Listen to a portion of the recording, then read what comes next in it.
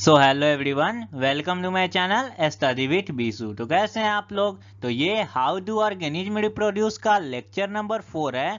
तो जिन लोगों ने अगर लेक्चर 1, 2 एंड 3 नहीं देखा है तो वो लेक्चर देख लें, क्योंकि वो लेक्चर देखने के बाद ये लेक्चर अच्छे से समझ में आएगा और साथ ही साथ आपका ये चैप्टर का हर एक टॉपिक क्लियर होते चलेगा। ठीक है, उन सारे जो लेक्चर हैं 1, 2 एंड 3 उसका लिंक मैंने डिस्क्रिप्शन में दे दिया है। साथ ही मैंने हाउ डू ऑर्गेनिज्म रिप्रोड्यूस का एक सेपरेट प्लेलिस्ट बना दिया है, वो आपको मेरे चैनल के प्लेलिस्ट सेक्शन में मिल जाएगा। और चैनल पे नहीं जाना चाहते हो तो सिंपली आप लोग यहाँ पर आई बटन पे क्लिक करके वन टैप पे सारे लेक्चर को देख सकते हो और साथ ही एनसीईआरटी के Intex question and exercise solution को भी। ठीक है, तो चलो यहाँ से हम लोग अपना लेक्चर को शुरू करते हैं। लेक्चर शुरू करने से पहले जो भी मैंने अदर्स टॉपिक जो पिछले लेक्चर में पढ़ा है उसको यहाँ पे मैं शॉर्ट समराइज कर देता हूँ। इससे क्या होगा, आपको तो ये चैप्टर पहली बात स्टोरी की तरह एकदम लगेगा और जो भी मैंने पहले पढ़ा है और जो आज के लेक्चर में पढ़ाऊंगा इन सब चीज को आप लोग रिलेट कर पाओगे और एकदम अच्छे से समझ पाओगे। ठीक है, तो चलो हम लोगों ने इस चैप्टर को इंट्रोडक्शन से शुरुआत किया था, जिसमें हम लोगों ने देखा रिप्रोडक्शन होता क्या है। तो एक ऐसा बायोलॉजिकल प्रोसेस होता है जिसके थ्रू जो है कोई भी ऑर्गेनिज्म अपने कंटिन्यूटी को इंश्योर करता है अर्थ पे। मान लो आपके पास एक ये ह्यूमन बींग है, पेरेंट ह्यूमन है, ठीक है, इसको अपने कंटिन्यूटी को इंश्योर करना है तो ये रिप्रोडक्शन करता है और एक ह्यूमन बेबी को प्रोड्यूस करता है सेम अपने तरह। ठीक है, आइडेंटिकल। ठीक है, और उसके बाद हम लोगों ने देखा था एक क्वेश्चन को हम लोगों ने डील किया कि आखिर जो ये ह्यूमन बींग था ये ह्यूमन बेबी को ही क्यों प्रोड्यूस करता है। How organism create their on copies, same अपने तरह कॉपी को कैसे बना लेते हैं। तो इसमें हम लोगों ने रोल ऑफ डीएनए को समझा था, वो लेक्चर 1 में मैंने पढ़ा था। वहाँ यहाँ तो समराइज कर रहा हूँ तो नहीं पढ़ाऊंगा, ऐसे आप लोग सब तो पढ़ ही के यहाँ तक आए होंगे, जो नहीं पढ़े वो लोग जाके पढ़ सकते हैं। ठीक है, तो उसके बाद हम लोगों ने देखा टाइप्स ऑफ रिप्रोडक्शन के बारे में, ठीक, जिसमें हम लोगों ने पहला पढ़ा एसेक्सुअल रिप्रोडक्शन, जिसमें एक पेरेंट्स की नीड होती है, एक पेरेंट कैपेबल होता है न्यू ऑर्गेनिज्म को फॉर्म करने के लिए। फिर उसमें हम लोगों ने दूसरा टाइप देखा था रिप्रोडक्शन का सेक्सुअल रिप्रोडक्शन, इसमें दो पेरेंट्स की नीड पड़ती है। जो मेल वाला पार्ट होता है वो जो मेल पेरेंट होते हैं वो मेल गैमिट को बनाते हैं, और जो फीमेल पेरेंट होती हैं वो फीमेल गैमिट को बनाती हैं। ये गैमिट आपस में फ्यूज करते हैं, देन जाइगोट बनता है, देन एम्ब्रियो बनता है और फिर जाके न्यू ऑर्गेनिज्म फॉर्म होता है। ठीक, उसी तरह हम लोगों ने इन दोनों के बीच में एक बेसिक सा डिफरेंस भी देखा था कि इन दोनों में डिफरेंस क्या है। उसके बाद हम लोगों ने टाइप्स पढ़ने के बाद मोड्स ऑफ एसेक्सुअल रिप्रोडक्शन को अच्छे से समझा, जिसमें हम लोगों ने fission, binary fission, multiple fission, regeneration, spore formation, बहुत सारे मतलब कि मोड्स ऑफ लगभग 6-7 मोड्स ऑफ रिप्रोडक्शन को हम लोगों ने किया और साथ ही हम लोगों ने एनसीईआरटी का ऑल एक्टिविटीज किया हुआ था। ठीक है, और उसके बाद हम लोगों ने यानी कि लास्ट लेक्चर में हम लोगों ने पढ़ा था कि जो सेक्सुअल रिप्रोडक्शन है वो प्लांट में कैसे होता है, तो वहां पर हम लोगों ने प्लांट में पढ़ लिया। और आज के लेक्चर में हम लोग क्या पढ़ने वाले हैं, तो आज हम लोग पढ़ेंगे कि जो ये सेक्सुअल रिप्रोडक्शन है ह्यूमन बींग्स में कैसे होता है। ठीक, और रिप्रोडक्टिव हेल्थ है एक छोटा सा टॉपिक जिसको मैं नेक्स्ट लेक्चर में आपको कवर अप करा दूंगा। और एक और बात, लेक्चर शुरू करने से पहले, ये जो रिप्रोडक्शन है जो ह्यूमन बींग्स में और ये जो रिप्रोडक्टिव हेल्थ है, ये दोनों topic exam point of view से तो इंपॉर्टेंट है ही, साथ में आपके लाइफ में भी ये इसका बहुत इंपॉर्टेंट रोल है। पहला बात कि आप कोई भी कंपटीशन एग्जाम में जाओगे तो ये रिप्रोडक्टिव हेल्थ से क्वेश्चन निश्चित आएगा, क्योंकि गवर्नमेंट भी चाहती है कि इन सब चीज़ों को आप लोग कंसर्न में लो। ठीक है, इन सब चीज़ को समझो, क्योंकि आज जो है हम लोग जरूरी थोड़ा है कि सब लोग जाके आगे साइंस ले, बायोलॉजी ले, तो इसीलिए चैप्टर को डाला गया है, क्योंकि ये आगे आने वाले लाइफ में हम लोग का भी एज जो है अभी टीनेज में हम लोग एडोलसेंस में है, तो ये सारे टॉपिक्स हम लोग का कवर जरूर होना चाहिए। और एग्जाम में मैक्सिमम कंपटीशन में उनका पूछने का भी ये मतलब यही बनता है वो लोग का कि आप लोग इस चीज़ के लिए जागरूक हो कि नहीं। ठीक है, तो ऐसा कुछ बहुत लोग इसको हेजिटेशन की वजह से नहीं पढ़ते हैं, नहीं समझ पाते हैं, तो ऐसा कोई बात नहीं है, लेक्चर देखो अच्छे से समझो, ऐसा कुछ नहीं, एज ए लाइव प्रोसेस इस सब चीज़ को पढ़ो। चलो हम लोग आगे चलते हैं और लेक्चर को शुरू करते हैं। Topics cover in this lecture. तो आज के लेक्चर में हम लोग क्या पढ़ेंगे, तो आज हम लोग सेक्सुअल रिप्रोडक्शन ह्यूमन बींग्स में कैसे होता है उसको एकदम डिटेल्ड में समझेंगे। ठीक है, इसमें हम लोग शुरुआत करेंगे कि क्या क्या चेंजेज होता है हम लोग के बॉडी में जब हम लोग मैच्योर होते हैं, जब हम लोग एडोलसेंस या टीनेज के एज में आते हैं। ठीक है, उसके बाद हम लोग देखेंगे सेक्सुअल मैच्योरेशन और प्यूबर्टी किसको कहते हैं एग्जैक्टली, और जो बॉय में होता है और गर्ल में होता है इसका क्या मतलब टाइम होता है, कब के टाइम में ये सब हम लोग का बॉडी जो है सेक्सुअली मैच्योर होता है। उसके बाद ये सेक्सुअल रिप्रोडक्शन ह्यूमन बींग्स में यूज होता है, कौन सा टाइप हम लोग यूज करते हैं सेक्सुअल रिप्रोडक्शन, इसमें दो पेरेंट्स की नीड पड़ती है, तो उसमें हम लोग देखेंगे कि कैसे गैमिट बनता है, यानी कि मेल गैमिट कैसे बनता है। इसमें जो ह्यूमन बींग्स में जो है ना, मेल गैमिट को हम लोग बोलते हैं स्पर्म, ये थोड़ा सा यहाँ पर बेसिक जान जाओ स्टार्ट में ही, ठीक है। और जो फीमेल गैमीट जो होता है उसको हम लोग बोलते हैं एग और ओवम भी जनरली हम लोग उसको बोलते हैं, ठीक है। इसमें हम लोग पूरा मेल रिप्रोडक्टिव सिस्टम को समझेंगे, कैसे गैमीट बनता है, फिर फीमेल रिप्रोडक्टिव सिस्टम को समझेंगे कि उसके अंदर कैसे गैमीट बनता है। उसके बाद जब ये गैमीट बन जाएगा तो उसके बाद हम लोग दो कंडीशन लेंगे, दो केस भी कह सकते हो, ठीक है। दो केस को समझेंगे। पहला केस, ये दोनों गैमीट आपस में फ्यूज कर लें, और ऐसा जानते हैं फ्यूजन के बाद जाइगोट बनेगा, देन जाइगोट के बाद इम्ब्रियो, और वो इम्ब्रियो ग्रो करेगा, बेबी बनेगा। तो एक केस ये हो गया। अगर ये जो है, अब मान लो अब ये जो प्यूबर्टी है ये तो स्टार्ट हो जाता है, जरूरी थोड़े कि एक फ्यूज भी हो जाए, तो फ्यूजन नहीं होता है तो गर्ल्स के अंदर पीरियड जाता है जिसको हम लोग मेंस्ट्रुअल साइकिल बोलते हैं, वो केस भी हम लोग समझेंगे। दो केस होगा, एक तो फ्यूजन हो जाए दोनों, और नहीं होता है तो क्या होता है, ठीक है। तो ये दो कंडीशन को हम लोग चलेंगे, ये घबराइए नहीं, ये बस मैं यहाँ पर ओवरव्यू दे रहा था। चलो हम लोग ये सब सारे टॉपिक्स को डिटेल में कवर करते हैं, ठीक है। So changes at puberty in male and female. देखो ये सेक्सुअल रिप्रोडक्शन जो है ह्यूमन बींग्स में कैसे होता है, इसको समझने के लिए कुछ मैं आपको एक पिछला चीज जो मैं पढ़ाया हूँ उसको रिलेट कराता हूँ। देखो मानो यहाँ पर हम लोग जो सेक्सुअल रिप्रोडक्शन फ्लावरिंग प्लांट में पढ़े थे, ये सीड है, ठीक। ये सीड से स्टेम आया और एक लीफ आ गया, ठीक है। क्या ये कैपेबल है सेक्सुअल रिप्रोडक्शन के लिए? तो आप बोलोगे नो। क्यों? क्योंकि अभी तक इसमें ना बर्ड आया ना फ्लावर आया है, ठीक। और फ्लावर आता तब ना उसके अंदर मेल और फीमेल रिप्रोडक्टिव पार्ट यानी कि स्टामेन और पिस्टिल आता, तब ना गैमिट बनता और पॉलिनेशन होता, तब फर्टिलाइजेशन होता। सेम उसी तरह जो है ह्यूमन बींग्स में भी, जब ह्यूमन बेबी या फिर मेल हो या फिर फीमेल हो, वो बर्थ लेते ही रिप्रोडक्शन नहीं कर सकते हैं। क्यों? क्योंकि उनके ऑर्गन को प्रॉपर मैच्योरनेस की जरूरत पड़ती है, वो ग्रोथ होते हैं, ठीक है। तो बेसिकली इसमें हम लोग को पढ़ना है changes at puberty in male and female, यानी कि गर्ल में जो है ये 10 साल से 14 साल के बीच में होता है, और बॉयज में जो है 12 साल से 16 साल के बीच में होता है। देखो ये होता क्या है कि जो हम लोग अभी तक जो चीज देख रहे हैं, all us knows that our bodies changes as we more become older, ठीक। हम लोग और सब कोई जानते हैं कि हम लोग जितना ही ओल्डर होते जाते हैं हम लोग के बॉडी में चेंजेस आते हैं, ठीक। हम लोग का जो हाइट आज है, मान लो आप क्लास 2 से आप कंपेयर करो, जब आप क्लास 2 में थे और आप अभी क्लास 10th में हो, तो आज से और पहले में आपका कितना हाइट इंक्रीज हो गया है, और आपका वेट भी इंक्रीज हुआ है, ठीक। उसी तरह बचपन में हम लोग का जो होता है, जो टीथ होता है, वो सारा टीथ बचपन वाला जो होता है उसको हम लोग वो मतलब कि टूट जाता है, ठीक है। और न्यूवंस हम लोग के पास आ जाता है, जो टूटता है उसको हम लोग क्या कहते हैं, मिल्क टीथ, दूधिया दांत उसको हिंदी में बोलते हैं, ठीक। तो नया टीथ आता है। तो ये जो भी सारा चेंज हो रहा है, मतलब कि हम लोग बड़े हो रहे हैं, हम लोग का मतलब कि उस तरह से समझो टीथ आया नया, पुराना वाला टीथ हम लोगों ने लूज कर दिया, वेट बढ़ गया। तो ये जो भी सारे चेंजेस जो है ना, ये चेंजेस जो है जनरल चेंजेस हैं, ठीक है। ये ग्रोथ के चेंज को इसको हम लोगों ने ग्रुप किया है जनरल चेंजेस में।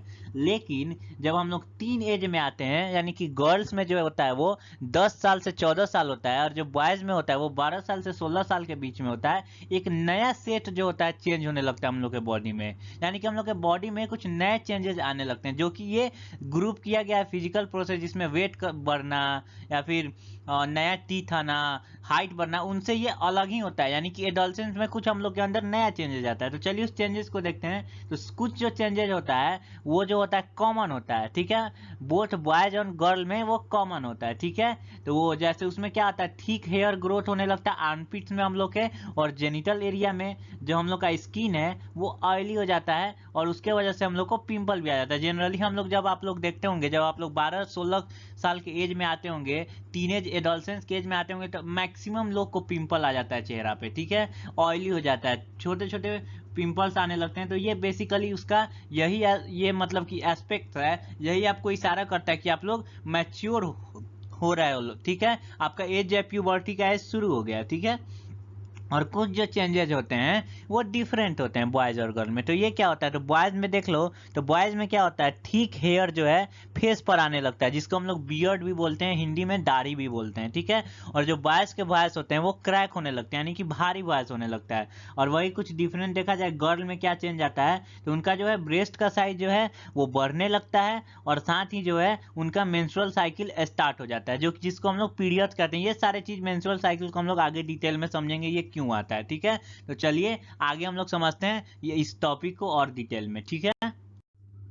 So all of these changes take place slowly over a period of months and years. तो जो भी अभी हम लोगों ने चेंजेस देखा बॉयज और जो गर्ल में आता है, ये ऐसा नहीं है कि अचानक से हो जाता है, ठीक। ये धीरे धीरे होता है और बहुत लंबे समय तक होता है। मैंने बताया था एक टाइम जो 10 साल से था 14 साल तक गर्ल्स में, तो इस बीच के टाइम में होता है, ठीक है। इससे थोड़ा सा ज्यादा कम भी हो सकता है, ऐसा नहीं है कि 10 में ही कंप्लीट हो जाता है, धीरे धीरे ये सब चेंजेस आने लगता है, ठीक है। और ये ऐसा भी नहीं होता है, they do not happen at all at the same time in one person nor they happen at an exact age। ऐसा नहीं है कि किसी में 10 साल में हुआ तो दूसरे में भी 10 साल में होगा। दोनों बॉडी में मान लो आपके पास ये आपके पास बॉय ए है और ये बॉय बी है, ठीक। इसमें 10 साल में इसके फेस पर बियर्ड आ गया, ठीक। तो ऐसा नहीं है कि इसके पे भी 10 साल के फेस पर बियर्ड है। फॉर एग्जाम्पल मैं ये बता रहा हूँ, आपको समझा रहा हूँ, ठीक है। 10 साल के एज में किसी पे भी बियर्ड नहीं आता, लेकिन एग्जाम्पल में आपको थोड़ा थोड़ा यहाँ पे रिलेट करा रहा हूँ सब चीज, ठीक है। आई होप आपको ये समझ में आ रहा होगा। ऐसा नहीं, इसका कोई फिक्स एज नहीं होता है।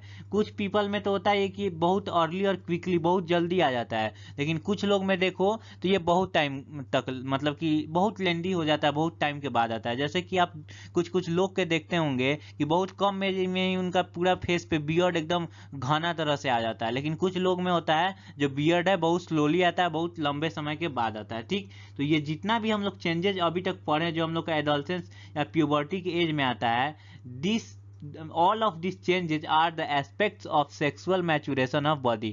ये सारा जो है एक तरफ इशारा करता है कि जो बॉडी है वो सेक्सुअली मैच्योर हो गया है। यानी सेक्सुअली मैच्योर होने का क्या मतलब है, तो चलिए भाई सेक्सुअली मैच्योर क्या होता है उसको समझते हैं। तो the period of life when production of gametes starts in the body, यानी कि ऐसा ये जब चेंजेस आने लगता है और आने लगता है तो इसका मतलब है कि बॉडी सेक्सुअली मैच्योर होता है। और सेक्सुअली मैच्योर का मतलब क्या, उस बॉडी के अंदर जो है गैमिट का प्रोडक्शन होने लगेगा। जब ये चेंजेस बॉयज और गर्ल में आएगा यानी कि उसका बॉडी जो है सेक्सुअली मैच्योर हो गया है। और मैच्योर होने का मतलब क्या है कि उसके अंदर मेल के अंदर मेल गैमिट और फीमेल के अंदर फीमेल गैमिट प्रोड्यूस होने लगेगा, ठीक। यही जो होता है सेक्सुअल मैच्योरेशन का टाइम, इसी को हम लोग प्यूबर्टी भी बोलते हैं, ठीक। तो चलिए आई होप आपको यहाँ तक समझ में सारा चीज आ गया होगा। ये बेसिक था, समझना जरूरी था कि क्या क्या चेंजेज होता है। अब चलो यहाँ तक तो हम लोगों ने देख लिया कि कैसे जो है चेंजेज होता है। अब यहाँ से हम लोग समझ गए कि बॉय और जो गर्ल है उसके अंदर गैमिट बनने लगा। चलिए अब यहाँ से हम लोग उनके सिस्टम को समझते हैं, यानी कि system evolve in the process of sexual reproduction in human being. Both boy और गर्ल में कैसे ये होता है सेक्सुअल रिप्रोडक्शन, उनके रिप्रोडक्टिव ऑर्गन को समझते हैं, कैसे फॉर्म होता है स्पर्म मेल में यानी मेल गैमिट, और फीमेल में कैसे प्रोड्यूस होता है एग और ओवम फीमेल गैमिट, उसको चलिए समझते हैं, ठीक है। चलिए पहले हम लोग मेल रिप्रोडक्टिव सिस्टम को समझ लेते हैं, ठीक है। तो ये जो मेल रिप्रोडक्टिव, ये आप जो डायग्राम देख रहे हो, ठीक है, यही जो है हम लोग का है मेल रिप्रोडक्टिव सिस्टम, ठीक। अब मेल रिप्रोडक्टिव सिस्टम को चलिए समझते हैं। The male reproductive system consist of 2 parts. ये जो मेल रिप्रोडक्टिव सिस्टम है इसको सिंपली हम लोग 2 भाग में बांट देते हैं, ठीक है। जो पहला पार्ट जो होता है वो क्या करता है, मेल गैमिट को प्रोड्यूस करता है, दैट इज कॉल्ड स्पर्म, ठीक है।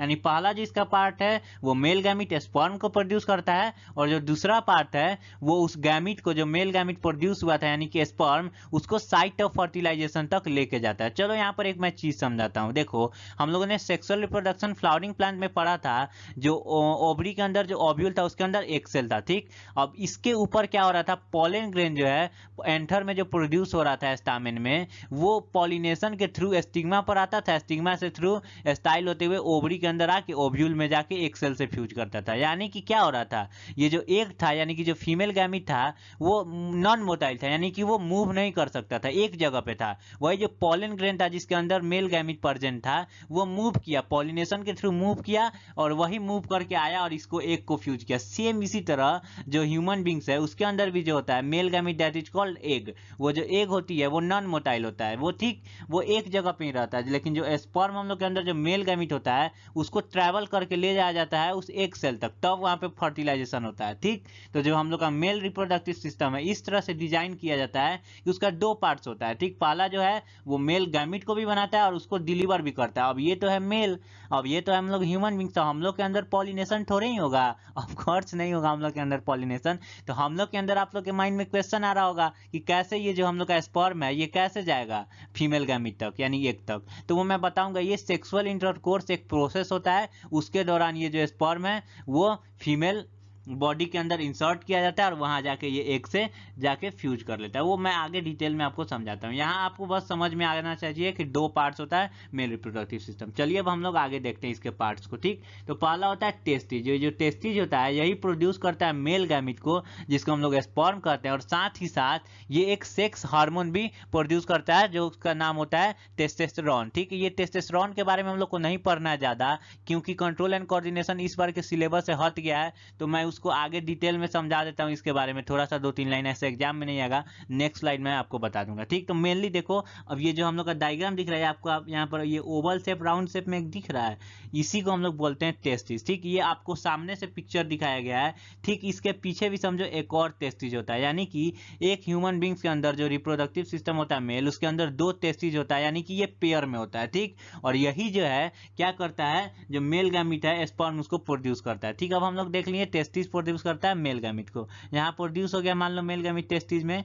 अब ये जो टेस्टिस है ये कहाँ होता है, ये टेस्टिस जो होता है लोकेटेड होता है outside the abdominal cavity in the scrotum. ये जो आपको ये बैक साइड के स्ट्रक्चर दिख रहा है, ये बैग लाइक स्ट्रक्चर, ये देखिए बैग लाइक, ये बॉडी से बाहर होता है, जिसको हम लोग स्कॉर्टम कहते हैं। भाई क्यों बाहर होता है बॉडी से, आखिर ये जो टेस्टिस था ये बॉडी के अंदर भी तो एडजस्ट हो सकता था। तो साइंस है, कोई भी चीज बिना कॉज के नहीं हैपन होता है। तो ये स्कॉर्टम जो है एक बैग लाइक स्ट्रक्चर होता है जो बाहर होता है बॉडी से, एब्डोमिनल कैविटी से, जिसके अंदर टेस्टिस होता है, और वो टेस्टिस क्या करता है, स्पर्म बनाता है। ठीक, अब ये स्कॉर्टम जो है बॉडी से बाहर होता है, क्योंकि जो स्पर्म फॉर्मेशन है ना, यानी कि जब ये टेस्टिस स्पर्म बनाता है तो उसको लोअर टेम्परेचर का जरूरत पड़ता है नॉर्मल बॉडी टेम्परेचर से। तो एग्जाम में ये मैक्सिमम क्वेश्चन आ जाता है कि जो स्कॉर्टम होता है, जो टेस्टिस होता है, वो एब्डोमिनल कैविटी या बॉडी से बाहर क्यों होता है। तो आप लोग सिंपली लिखना, क्योंकि स्पर्म फॉर्मेशन जो है, टेस्टिस जब स्पर्म फॉर्मेशन करता है तो उसको लोअर टेम्परेचर की जरूरत पड़ती है नॉर्मल बॉडी टेम्परेचर से। ठीक है, अब देखो, अब यहाँ तक हम लोग को सारा चीज समझ में आ गया।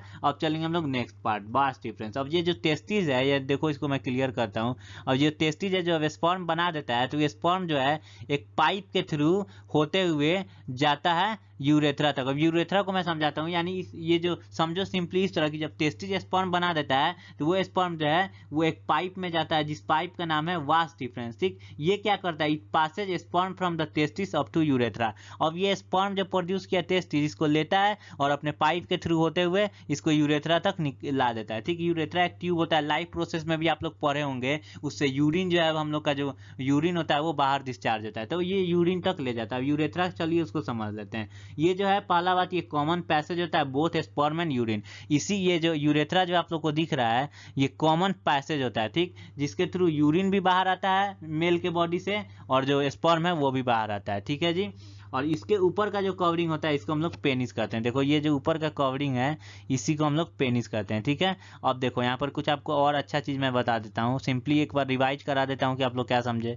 टेस्टिस था, टेस्टिस ने बनाया मेल गैमीट। ठीक है जी, मेल गैमीट बना। अब क्या हुआ, मेल गैमीट आया वास्ट डिफरेंस ट्यूब में। ट्यूब ही समझो, वास्ट डिफरेंस ने क्या किया, उस ट्यूब से स्पर्म को कहाँ तक पहुँचा दिया, यूरेथ्रा तक। अब यूरेथ्रा के अंदर क्या होता है, ये पैसेज एक होता है जो स्पर्म को बाहर रिलीज कर देता है बॉडी से। ठीक है, अब यहाँ तक सारा चीज समझ में आ गया। अब चलिए हम लोग आगे चलते हैं, इसके भी बीच में, अब मेल रिप्रोडक्टिव सिस्टम के बीच में भी कुछ और चीज होते हैं, उसको समझते हैं। ठीक है, अब देखो क्या हुआ कि अब स्पर्म यहाँ से तो हम लोगों ने समझ लिया कि पाथ क्या होता है, टेस्टिस से बनता है और यूरेथ्रा से बाहर निकल जाता है। इसके बीच में क्या होता है, 2 हम लोग के जो होते हैं, एक तो होता है प्रोस्ट्रेट ग्लैंड होता है, और दूसरा जो होता है एक सेमिनल वेसिकल होता है। ठीक है, देखो यहाँ पर जो ये डायग्राम में आपको दिख रहा है, ये जो हम लोग का है प्रोस्ट्रेट ग्लैंड है, और ये वाला जो दिख रहा है ये जो है सेमिनल वेसिकल है। ठीक है, ये भी मेल रिप्रोडक्टिव सिस्टम में आता है, और इनका क्या काम होता है, जो प्रोस्ट्रेट ग्लैंड होता है और जो सेमिनल वेसिकल्स होता है, ये कुछ सिक्रीशन को ऐड कर देते हैं उस स्पर्म में।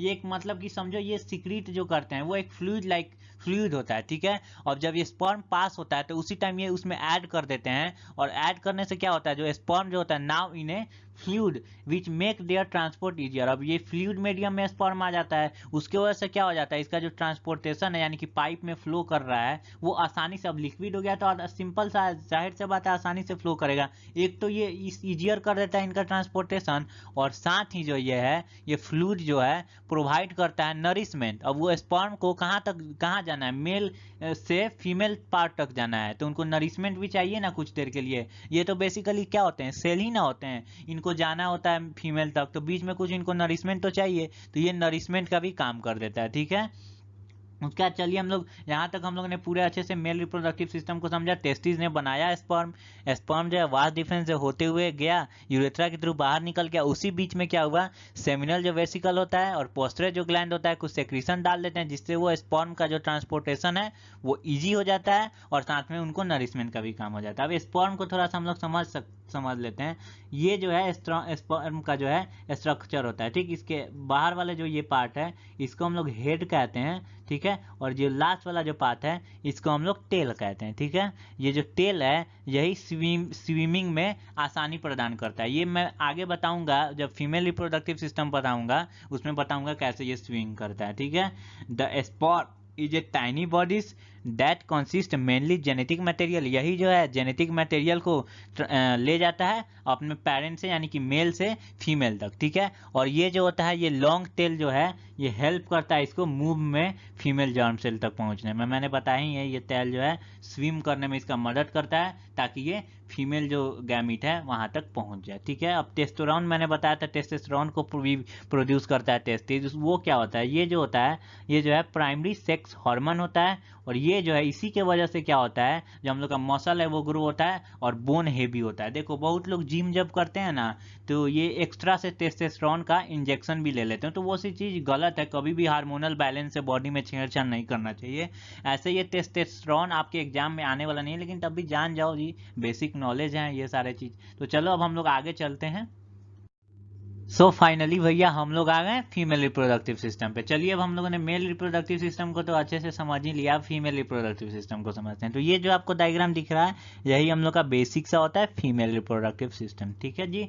अब इसमें जो ओवरी होता है, वहाँ पे टेस्टिस जो था वो मेल गैमीट को बनाता था। यहाँ पे जो ओवरी होता है देखो ये भी पेयर में होता है वो भी पेयर में था, ये जो है और ये जो है ये हम लोग का ओवरी है, ठीक है। ये जो है एग को बनाता है, दैट इज फीमेल गैमीट, इसको ओवम भी हम लोग बोलते हैं, ठीक है। A pair of ovary is located in the both side of abdomen. ये दोनों साइड में होता है, एक पेयर में होता है, ठीक है। एक ओवरी इधर होता है और एक ओवरी इधर होता है, ठीक है। और यही जो है प्रोड्यूस करते हैं फीमेल गैमीट, उसको हम लोग क्या कहते हैं, एग और ओवा भी बोलते हैं। और at the time of birth of a girl thousand of immature egg are present in the ovary. देखो ये थोड़ा सा समझो आप चीज को।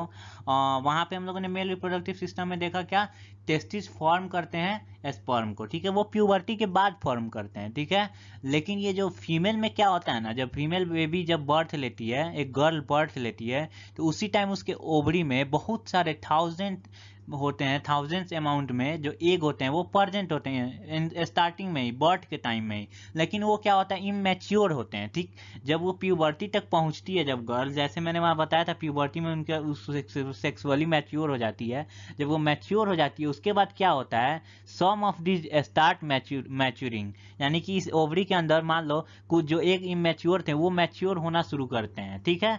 One egg is produced every month by the one of the ovaries. अब देखो ये दोनों एवरी में से कोई एक ओवरी के अंदर, दोनों में नहीं प्रोड्यूस होगा एग, दोनों में एग मैच्योर नहीं होगा, दोनों के अंदर मानते हैं दोनों के अंदर immature thousands of egg present थे, ठीक। जब प्यूबर्टी आ जाता है ना तो क्या होता है, या तो ये ओवरी या तो ये ओवरी, दोनों में से कोई ओवरी के अंदर एक जो एग है वो स्टार्ट कर देता है मैच्योर होना, ठीक है। और मैच्योर होने के बाद एक मंथ में एक ओवरी जो है एक एग को रिलीज कर देती है, यानी कि मैच्योर फॉर्म में उसे बाहर दे देती है, ठीक है। चलो यहाँ तक सब समझ में आ गया कि मेल गैमीट कैसे बनता है। आगे के इसको सिस्टम को समझते हैं। अब ओवरी के बाद समझने के बाद इसमें आता है हम लोग का नेक्स्ट जो है वो होता है ओविडक्ट, और उसको हम लोग फैलोपियन ट्यूब भी कहते हैं। देखो ये ओवरी के जस्ट ऊपर होता है, ये भी दोनों साइड होता है, एक इधर है और देखो ये भी एक इधर है, ये भी पेयर में होता है, ठीक है। ये क्या करता है, ये जो एक ओवरी जब रिलीज करती है तो उसको रिसीव करता है और रिसीव करता है, ठीक। It receives the egg produce by the egg, ठीक। ये रिसीव कर लेता है एग जो बनाती है ओवरी, उसको रिसीव करने के बाद क्या करता है, इसके अंदर जो है इसी फैलोपियन ट्यूब के अंदर जो है फर्टिलाइजेशन भी होता है। मैं इसको थोड़ा सा क्लियर करता हूँ, देन आपको समझाता हूँ। देखो होता क्या है ना, देखो जो हम लोग का ह्यूमन बींग्स का जो था दो पार्ट से, एक तो टेस्टिस ने बना दिया था स्पर्म। अब वो जो पेनिस होता है सिंपली वो सेक्सुअल इंटरकोर्स के दौरान यहाँ इंसर्ट होता है और यहीं पर आके जो मेल गैमीट है वो रिलीज होता है, दैट इज कॉल्ड स्पर्म। और वो यहाँ से होते हुए इसी फैलोपियन ट्यूब में यहाँ पर आता है, ठीक। और जो ये एग प्रोड्यूस करती है ओवरी, ये भी आके यहीं पर होता है, ठीक। इन दोनों का यहाँ पर फ्यूजन होता है, यानी कि अगर आपसे एग्जाम में क्वेश्चन आ सकता है कि फ्यूजन कहाँ होता है मेल और फीमेल गैमेट का ह्यूमन बींग्स में, तो वो आप लोग को लिखना होगा ओविडक्ट में ही फर्टिलाइजेशन होता है, यानी कि fusion of gamete takes place here. देखो ये मैं डिटेल में पढ़ाऊंगा कैसे फ्यूजन होता है, यहाँ पर मैं आपको समझा दे रहा होता हूँ, टर्म आ रहा है तो ठीक है।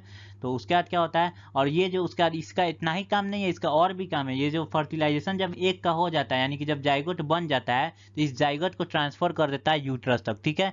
अब यूट्रस क्या होता है भाई, तो यूट्रस को देखो, ये वाला जो है ये होता है हम लोग का यूट्रस, ठीक है। ये बैग इलास्टिक का जो ये इलास्टिक बैग लाइक स्ट्रक्चर होता है, और इसी स्ट्रक्चर में जो है जो बेबी मतलब कि जाइगोट जो है फर्दर क्या होगा, एम्ब्रियो बनता है, और एम्ब्रियो क्या होता है, फीटस बनेगा, उसमें ऑर्गन सारे आएंगे बेबी का, और वो फर्दर डेवलप होगा, तो उसका साइज भी बड़ा होता है, ठीक है। तो इसीलिए जो ये जो यूट्रस होता है, इसको हम लोग ऊम्ब भी कहते हैं, ये इलास्टिक बैग लाइक स्ट्रक्चर होता है। जैसे जैसे इसके अंदर बेबी ग्रो होगा, ये फैलते जाता है, ठीक है।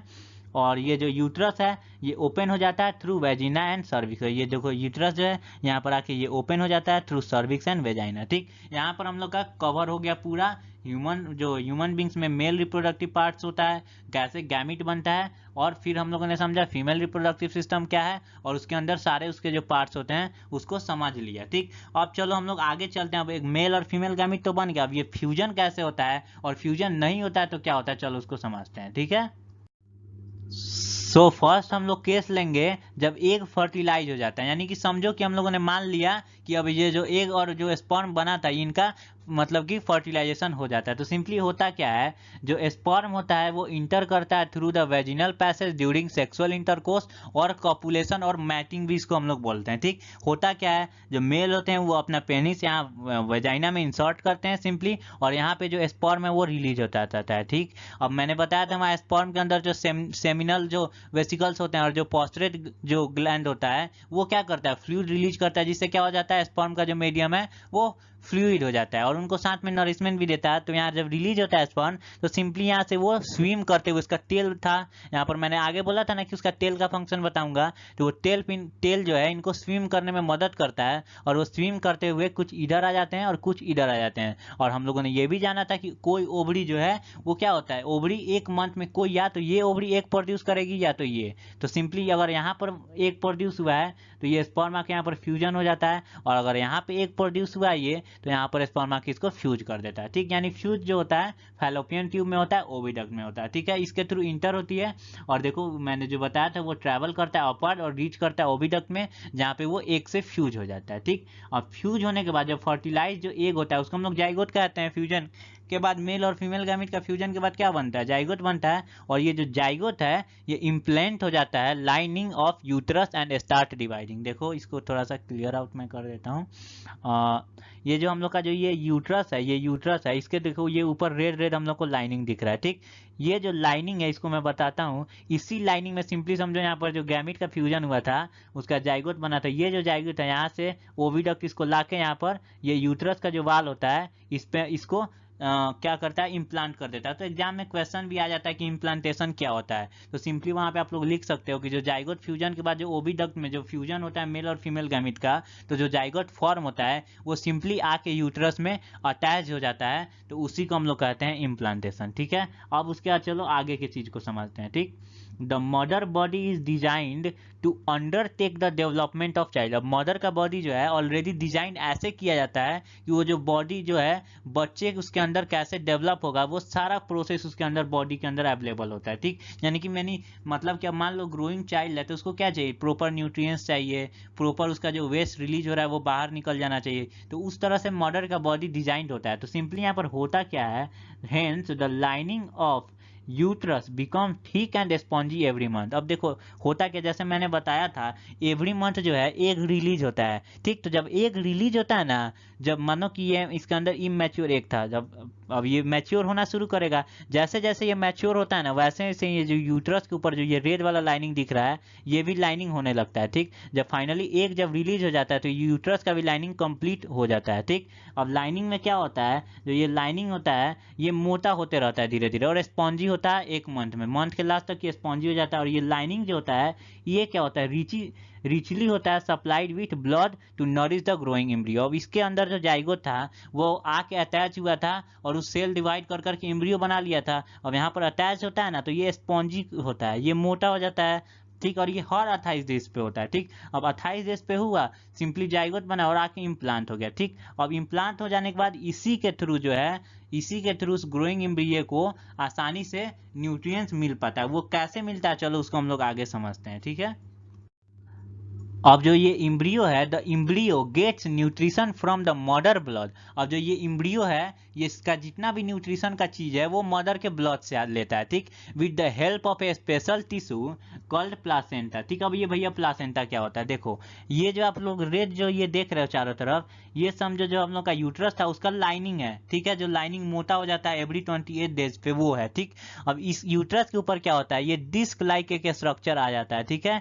ये डिस्क लाइक स्ट्रक्चर आ जाता है जिसको हम लोग प्लासेंटा कहते हैं। ठीक, इसी प्लासेंटा के थ्रू जो है बेबी जो है वो क्या करता है, एक्सचेंज करता है, उसको जितना भी न्यूट्रिशन चाहिए वो लेता है। ठीक है, ये जो बेबी का जो ये पेट होता है, इससे एक कॉर्ड जुड़ा होता है, ट्यूब जुड़ा होता है, जिसको हम लोग कहते हैं एम्बिलिकल कॉर्ड। ये तो 10th के बुक में नहीं दिया एनसीईआरटी में, लेकिन जानो इस ट्यूब जो है, ये ट्यूब फाइनली आके ये प्लासेंटा से अटैच होता है। और ये प्लासेंटा कहाँ होता है, ये प्लासेंटा जो एक टिश्यू होता है, और ये टिश्यू जो प्लासेंटा है, ये जो हम लोगों ने यूट्रस का लाइनिंग पढ़ा था उसी से अटैच होता है। आप लोग थोड़ा सा कंसंट्रेट करो, इस चीज को समझो। ठीक है, देखो यूट्रस का लाइनिंग क्या हुआ, एवरी 28 डेज पे मोटा हुआ, ओवरी क्या हुआ, एग रिलीज किया हुआ। ठीक, स्पर्म आया, फ्यूज किया, और वो जो फ्यूजन हुआ वो ओविडक्ट में हुआ था, वहां से क्या हुआ, जाइगोट आया, यूट्रस में शिफ्ट हो गया, शिफ्ट होने के बाद डिवाइड किया, एम्ब्रियो बना लिया। ठीक, उसी टाइम पे क्या होता है, यहाँ पर एक डिश लाइक जो है स्ट्रक्चर भी जनरेट हो जाता है, जिसको हम लोग कहते हैं प्लासेंटा। और इसी प्लासेंटा में जो है बेबी का एक पाइप होता है जिसको हम लोग एम्बिलिकल कॉर्ड कहते हैं, वो आके अटैच होता है इसी पाइप के थ्रू, इसी प्लासेंटा के थ्रू जो है बेबी न्यूट्रिएंट्स को लेता है अपने अंदर। ठीक है, ये जो होता है डिस्क स्ट्रक्चर होता है with embedded with the uterine वाल, और ये जो है प्लासेंटा जो है यूट्रिन के वाल से, यूट्रस के वाल से जो है अटैच होता है। ये तो मैंने बता दिया। ठीक, अब भैया प्लासेंटा बना, ये डिस्क लाइक स्ट्रक्चर आखिर क्यों, ये जो होता है ना, इसके अंदर बहुत सारा विलाई होता है। हम लोगों ने पढ़ा था, आपको याद आ रहा है, इंटेस्टाइन में हम लोगों ने पढ़ा था विलाई होता है। वो क्या काम करता है, पहले तो उसके अंदर ब्लड वेसल ज्यादा होते हैं, वो एब्जॉर्प्शन का काम करते हैं ज्यादा। तो सिंपली इनके अंदर भी जो होता है विलाई जो होता है वो ज्यादा होता है इम्ब्रियो साइड में। ये जो इम्ब्रियो का साइड यानी कि ये वाला साइड, इधर से ये पाइप आके एम्बिलिकल कॉर्ड जो है बेबी से जो जुड़ा है वो अटैच्ड है, उधर विलाई ज्यादा होता है। और ये जो क्या होता है, इसके वजह से ये प्रोवाइड करते हैं large surface area for the exchange of glucose, oxygen and waste material also. इसी पाइप के थ्रू, इसी प्लासेंटा के थ्रू जो क्या होता है, बेबी अपना जो वेस्ट होता है उसको रिलीज कर देता है मदर के ब्लड में, और इसी के थ्रू मदर के ब्लड से वो न्यूट्रिएंट्स भी अपना ले लेता है, जैसे कि ग्लूकोज हो गया, ऑक्सीजन हो गया। ठीक है, उसके बाद the development of child inside the mother body takes approximately 9 month. अब ये जो फर्टिलाइजेशन मान लो आपका हो गया, तो उस फर्टिलाइजेशन से लेके ये एक न्यू चाइल्ड ऐसा मतलब इतना मैच्योर हो जाए, जब उसको बर्थ किया जाए, जब उसको माँ मदर के बॉडी से बाहर निकाला जाए, जिसको हम लोग जनरली डिलीवरी भी बोलते हैं, उस टाइम के मतलब वो जो टाइम होता है, इतना जो ग्रोइंग टाइम होता है, उसको 9 मंथ लग जाता है प्रॉपर उसको मैच्योर होने में, उसके अंदर यानी डेवलप होने में उसके ऑर्गन को। ठीक है, और ये जो टाइम होता है from the fertilization up to the birth of a baby is called gestation period. इस पीरियड को हम लोग 9 मंथ्स के पीरियड को हम लोग गेस्टेशन पीरियड भी बोलते हैं, और it is the about 9 month, ये तो हम लोग जानते हैं 9 मंथ का होता है। ठीक है, तो आई होप आपको ये सारा चीज अच्छे से समझ में आया होगा, थोड़ा सा कॉन्सेप्चुअल है और आपको इंटरेस्ट भी जरूर आया होगा। ठीक है भैया, जहां मैं समझता हूँ जहां ह्यूमन रिप्रोडक्शन का बात होता है सारे बच्चे जरूर आ जाते हैं। ठीक है, बहुत लोग हेजिटेशन होता है, ऐसा कुछ होता नहीं है। कितना अच्छा से मैंने आपको समझा दिया सारा चीज, आई होप आपको समझ में आया होगा। चलो अब लास्ट केस को हम लोग देखते हैं और इस लेक्चर को खत्म करते हैं। अब चलिए भाई समझ लेते हैं कि अब एग फर्टिलाइज नहीं होता है तो क्या होता है। अब देखो मैंने क्या बताया, प्यूबर्टी का एज में ही सिंपली एग बनने लगता है और मेल के अंदर जो है स्पर्म बनने लगता है। अब बताओ 12 साल के एज में कोई सेक्सुअल इंटरकोर्स करेगा? ऑफ कोर्स नहीं, हर चीज का एक एज होता है। ठीक है, तो उस एज के बाद सिंपली वो मैरिज होता है, देन उसके बाद ये सारा चीज प्रो होता है। ठीक है, इसमें कुछ नहीं शर्माना है, कोई हेजिटेशन नहीं होना है। आप लोग कितना कंसर्न हो, ये सारे चीज को आप लोग को जानना है। ठीक है, इसीलिए एनसीईआरटी के बुक में दिया हुआ है। अगर ये कुछ ऐसा नहीं होता, बहुत लोग समझते हैं सारा चीज हेजिटेट करते हैं, गलत होता है, ऐसा कुछ नहीं होता, ऐसा नहीं होता तो आप लोग को बुक में नहीं देता। ठीक, तो बुक में दिया एज ए सिलेबस और एज ए लाइफ, आपको बहुत इंपॉर्टेंट ये सब चीज है, जानना चाहिए। ठीक है, अब देखो वहां पर हम लोगों ने देखा कि बेबी बन गया, सिंपली वहां पे सेक्सुअल इंटरकोर्स हो गया था। अब नहीं होगा तो क्या होगा? ठीक, तो if egg is not fertilize it lives about 1 day. अब ये जो एग रिलीज कर देता है ओवरी, अब ये फर्टिलाइज नहीं होता है तो ये जो क्या होता है, ये 24 आवर्स के लिए ही बस बचता है। उसके बाद ये खत्म हो जाता है, ठीक, ये डेथ हो जाता है। Since the ovary release 1 egg every month, अब ओवरी एवरी मंथ एक एग को रिलीज करता है, और यूट्रस जो होता है, जो मैंने बताया था, उसका वाल जो है हर मंथ, जो मैंने बताया था, हर 20 डेज पे जो है वो बड़ा हो जाता है, प्रिपेयर हो जाता है उस एग को नरिशमेंट देने के लिए, उसका लाइनिंग जो है वो ठीक और स्पॉन्जी हो जाता है, ये मैंने बताया था। तो अब क्या होता है, अब तो फर्टिलाइजेशन हुआ नहीं, तो उस लाइनिंग का भी कोई मतलब नहीं है, तो this would be required for nourishing the embryo if fertilization has take place. जो यूट्रस का बाल होता है जो मोटा होते जाता है, स्पॉन्जी होते जाता है, वो तो नरिशमेंट का काम करता है, फर्टिलाइजेशन हुआ नहीं तो उसका कोई जरूरत है नहीं। तो now however this lining is not needed any longer, इस लाइनिंग का कोई जरूरत नहीं है और उस एग का भी कोई जरूरत नहीं है। देन क्या होता है, the lining slowly breaks and comes out through the vagina as a blood and mucus. अब ये जो लाइनिंग है धीरे धीरे डिजेनरेट होने लगता है और वो वेजाइना के थ्रू जो है, इसके थ्रू जो है ये बाहर आने लगता है फीमेल बॉडी से, ठीक है। इसी साइकिल को हम लोग कहते हैं कि मेंस्ट्रुएशन हो रहा है, पीरियड्स आया है, हर 20 डेज पे ये होता है। जब ये शुरुआत होता है, मान लो ये एक फीमेल है, तो जब पहला ये शुरुआत जो होता है उसको हम लोग यानी कि पीरियड यानी कि मेंस्ट्रुएशन का जो पहला शुरुआत है उसको हम लोग बोलते हैं मेनार्क, ठीक है। और ये जो फीमेल में है ये प्यूबर्टी से स्टार्ट तो हो जाता है, लेकिन कुछ टाइम के बाद ये 45 से ले लो आप 55 के एज में फीमेल में ये रुक भी जाता है, लेकिन वो जो मेल जो है वो जो स्पर्म है वो लाइफ टाइम प्रोड्यूस करता है, प्यूबर्टी के बाद वो लाइफ तक, जब तक वो जिंदा है तब तक प्रोड्यूस करता है। लेकिन फीमेल में एक का जो प्रोडक्शन है नहीं होता है, वो 45 या 55 के एज में जो एक का प्रोडक्शन है वो बंद हो जाता है, और उस चीज को उस टाइम बंद हो गया तो ये जो वाल जो है ये भी प्रिपेयर नहीं होता है, ठीक। तो उस टाइम कहते हैं कि मेंस्ट्रुएशन होगा नहीं, तो उसको हम लोग कहते हैं मेनापॉज, यानी स्टार्टिंग मेंस्ट्रुएशन को कहते हैं मेनार्क, और जो पॉजिंग हो जाता है यानी कि रुक जाता है, खत्म हो जाता है, तो उसको हम लोग बोलते हैं मेनोपॉज, ठीक है। ये जो साइकिल है, ये जो मेंस्ट्रुएशन साइकिल है रफली जो है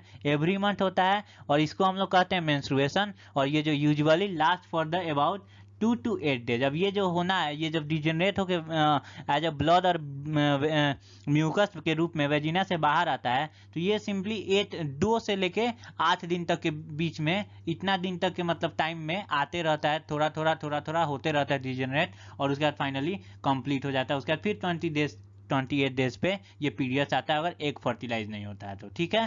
तो आई होप आपको यहाँ तक पूरा चीज समझ में आ गया होगा। तो यही था हम लोग का, कुछ नहीं, सेक्सुअल रिप्रोडक्शन ह्यूमन बींग्स में बेसिकली यही सारा चीज था। तो यहाँ पे हम लोग का ये खत्म होता है, और इसके बाद नेक्स्ट लेक्चर में हम लोग पढ़ेंगे जो रिप्रोडक्टिव हेल्थ है, वो एकदम छोटा सा टॉपिक है, मुझे लगता है 10-15 मिनट का लेक्चर होगा और खत्म हो जाएगा, ठीक है। तो चलिए, थैंक यू सो मच, यहाँ तक आप लोगों ने इतना डेडिकेशन के साथ ये लेक्चर को देखा और पूरा कंप्लीट किया। चलिए हम लोग आगे चलते हैं, इस लेक्चर को खत्म करते हैं, ठीक है। लेक्चर आप लोग क्लोज करने से पहले अगर आपको ये लेक्चर अगर अच्छे से समझ में आया होगा तो जरूर लाइक करिए, इतना सारा ये थम्स अप दिखा रहा है, जरूर लाइक करिए। साथ ही मेरे चैनल को सब्सक्राइब कर दीजिए, बेल बटन को दबा दीजिए, जिससे आपको जब भी मैं नया अपडेट करूं तो उसका नोटिफिकेशन आपको मिलते रहे, ठीक है। अगर अब मैंने ये जो भी चीज़ आपको पढ़ाया, अगर आपको ये अच्छा लगा हो, अगर हर्टली समझ में आया हो, तो जरूर मेरे चैनल को यहाँ पर सिंपली लोगों पर क्लिक करके 1 टैप में सब्सक्राइब कर सकते हो, और यहाँ से अदर वीडियोस को भी देख सकते हो, ठीक है। तो बाय बाय, हम लोग मिलते हैं नेक्स्ट लेक्चर में।